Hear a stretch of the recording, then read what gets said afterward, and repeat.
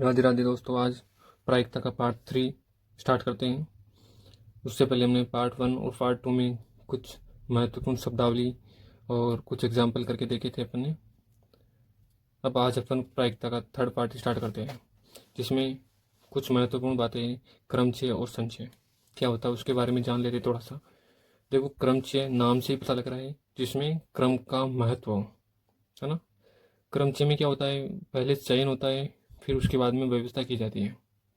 और इसका उपयोग किसमें किया जाता है, जैसे अंकों को जमाने में या फिर अक्षरों को जमाने में या उनका अरेंज करने में, ना। इसको एनपीआर से व्यक्त करते हैं। एनपीआर का मतलब होता है एन में से आर वस्तुओं का चयन करना और चयन करके फिर उसकी व्यवस्था करना, है ना। इसके कुछ नोट है, बाकी इसका फॉर्मूला भी दे सकते हो। ये क्रमचय की पूरी प्रश्नावली आती है ना, पूरी यूनिट आती है, वो 11th क्लास में है, जो अपन आगे इसके बाद में स्टार्ट करेंगे, है ना। ये फैक्टोरियल एन है upon factorial N minus R, ये इसका फॉर्मूला होता है एनपीआर का। देखो, कुछ नोट बातें याद रखनी है अपने को। एनपी एन का मान क्या होता है, फैक्टोरियल एन होता है। एनपी जीरो का मान 1 होता है।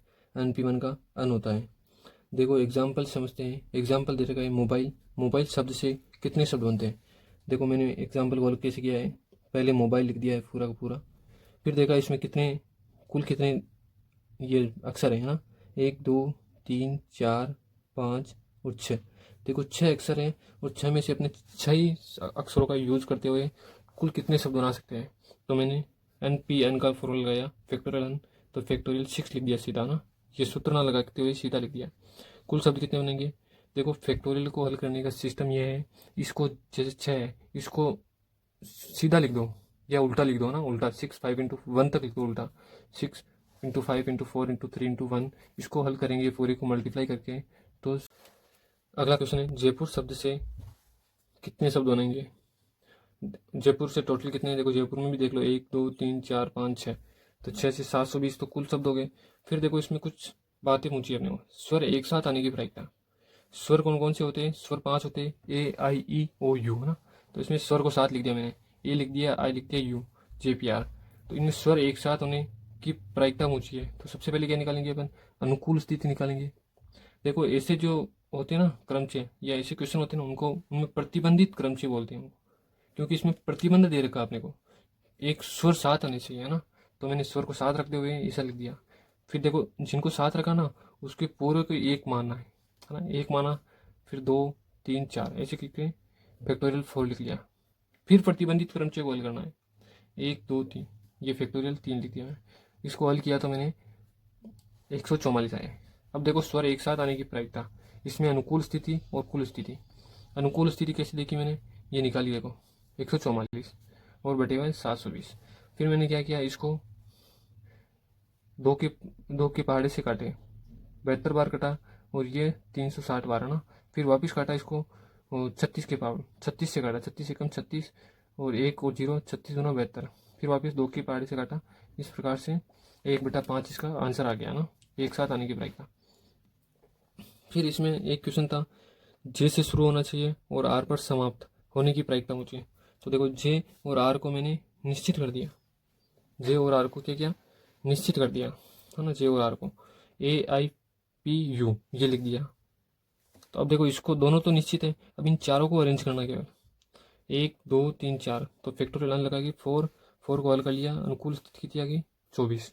24 तरीके से इनको अरेंज कर सकते हैं अपन आगे पीछे करके, क्योंकि ये वाला और ये वाला तो फिक्स कर रखा है पहले से ही।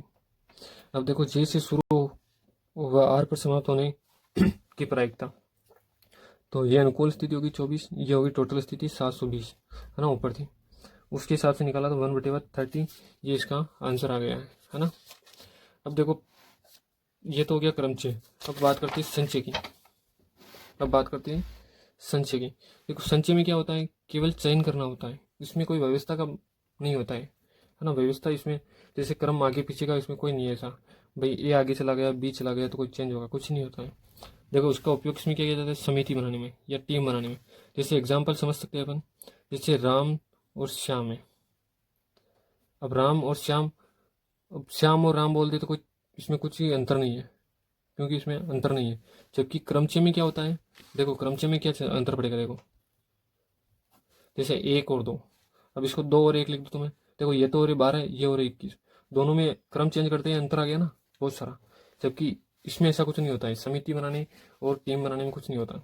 इसका एक फॉर्मूला है NCR factorial N upon factorial R factorial N minus R, इसको फैक्टोरियल बोलते हैं। ओके, कुछ बातें नोट करने की है।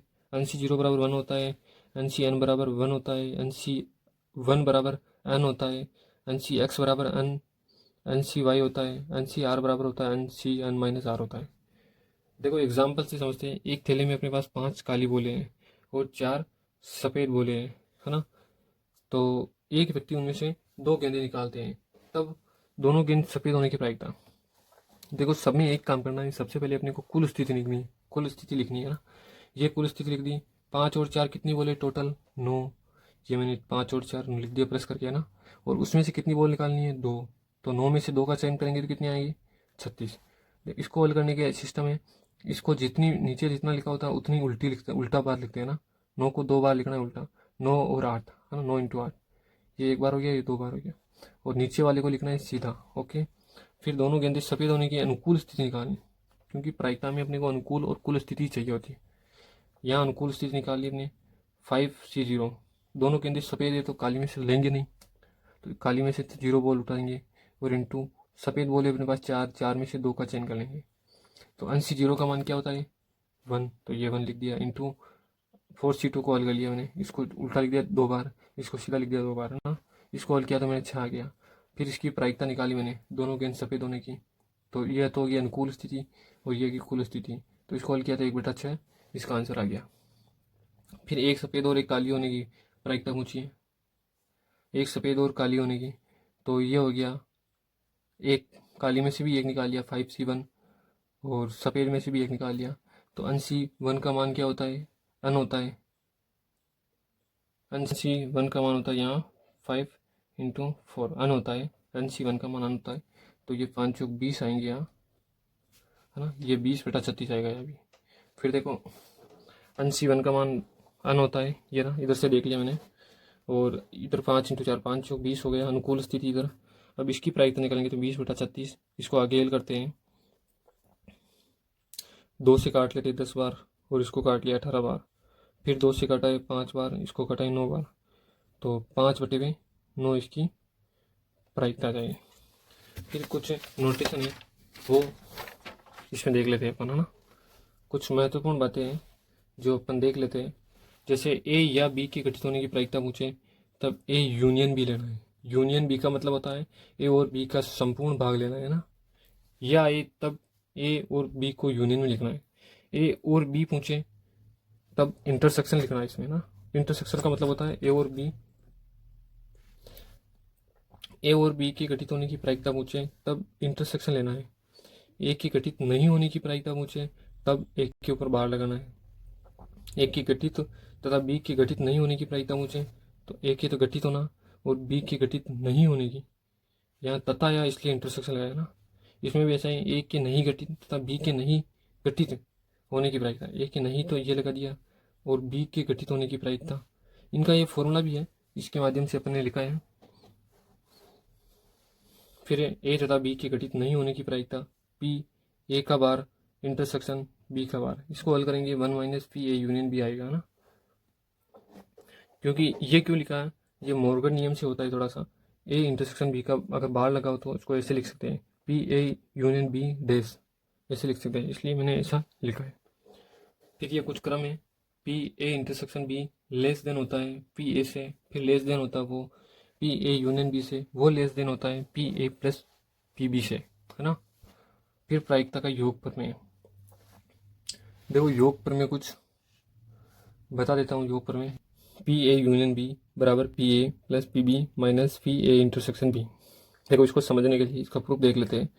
ये एक डब्बा है, इसके अंदर टोटल अवयव कितने हैं, टोटल अवयव हो गए n, है ना। इसके अंदर A और B 2 गोले पड़े जैसे, है ना। तो A की अपन ने अनुकूल स्थिति मानी है M1 और B की अनुकूल स्थिति मानी है हमने M2, है ना। और ये जो कॉमन भाग है उसको मान लिया हमने M, A इंटरसेक्शन B, है ना। A इंटरसेक्शन B मान लिया हमने, A इंटरसेक्शन B की अनुकूल स्थिति मान लिया हमने M। तो अब जो ये भरा हुआ भाग है ना, केवल ये वाला, इसको क्या लिखेंगे हम, M1 तो कुल हो गया, और कुल हो गया एक का, एक ही अनुकूल स्थिति कुल तो हो गई M1, और इसमें से इस वाले भाग को हटा देते हैं M को, तो ये वाला बच जाएगा केवल, है ना। इसी प्रकार इसको भी लिख दिया मैंने M2 माइनस M, और अब ये फिर क्या किया मैंने, ये A यूनियन B को साथ करने के लिए क्या करा, इसको और इसको और इसको तीनों को जोड़ दे तो A यूनियन B लिख सकते हैं।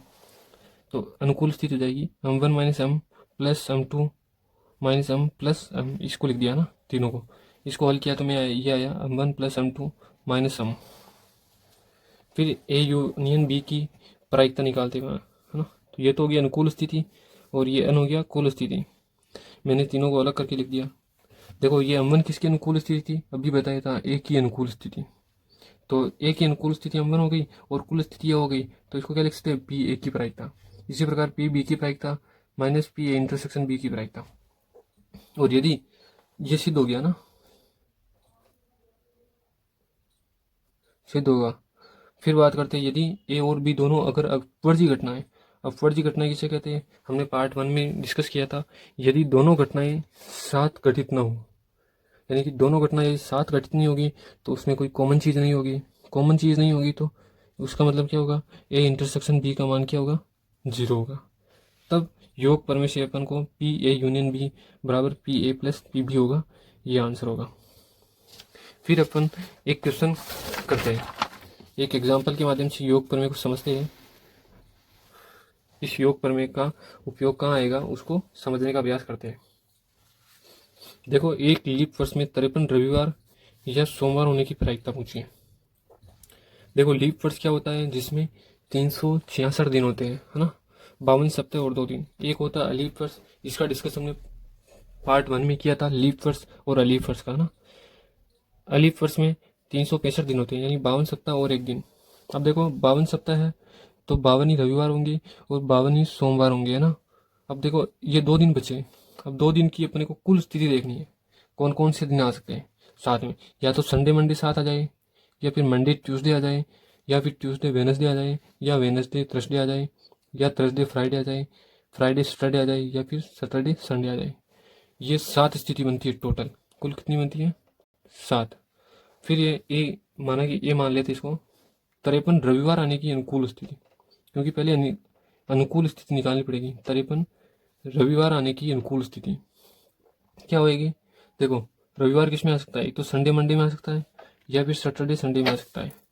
तो मैंने ये 2 अनुकूल स्थिति लिख दिया ना, सैटरडे मंडे और संडे मंडे और सैटरडे संडे, इन दोनों में संडे आ रहा, तो ये स्थिति में क्या आ सकता है, रविवार आ सकता है। देखो फिर 2 स्थिति ये बन गई, तो अब इसकी प्रायिकता निकालते हैं पी ए। तो ये होगी 2 अनुकूल स्थिति, और कुल स्थिति कितनी होगी, 7, तो 2/7। इसी प्रकार 53 सोमवार आने की अनुकूल स्थिति, देखो सोमवार किस में आ सकते हैं, संडे मंडे में आ सकते हैं, और मंडे ट्यूसडे में आ सकते हैं। ये 2 लिख दिया मैंने यहाँ, ठीक है। अब देखो बी की प्रायिकता, बी की प्रायिकता क्या हो जाएगी, 2/7। बी की प्रायिकता क्या हो जाएगी, 2/7, क्योंकि यहाँ भी 2 अनुकूल स्थिति हो गई और 7 ही हो गई। अब देखो इंटरसेक्शन बी की निकालते हैं, ए इंटरसेक्शन बी की अनुकूल स्थिति। देखो इसमें से और इसमें से इंटरसेक्शन का मतलब क्या होता है, कॉमन चीज। देखो इसमें से कॉमन क्या आ रहा है, देखो ये संडे मंडे ये कॉमन है, यहाँ भी संडे मंडे दोनों कॉमन है, तो ये लिख दिया मैंने संडे और मंडे, ये एक बन गया यहाँ, है ना। अब ए इंटरसेक्शन बी की प्रायिकता निकालेंगे, तो अनुकूल स्थिति कितनी हो गई, 1, और कुल स्थिति कितनी हो गई, 7, ठीक है ना, 1/7। अब देखो प्रायिकता का योग पर में निकालना, योग पर में क्यों लगा रहे हैं, तो ये देखो क्वेश्चन में देखो 53 रविवार या सोमवार होने की प्रायिकता यह आया है, इसलिए अपने योग पर में लगा दिया है। हाँ, ये योग पर में लगा दिया। योग पर में क्या होता है, पी ए यूनियन बी बराबर P A plus P B minus P A intersection B. देखो अपने पास पी ए का मान भी है, पी बी भी है, पी ए इंटरसेक्शन बी भी है, तब इनको सभी को हल करेंगे मान रखें। यहाँ एलसीएम ले लिया मैंने इन सभी का 7, है ना। ये 2 आ गया, यहाँ 2 आ गया, और -1 आ गया, तो 4 में से 1 गया तो 3, 3/7 ये आंसर आ जाएगा, है ना। अगले पार्ट 4 में अपन और आगे प्रायिकता में चर्चा करेंगे। ओके, सभी को राधे राधे।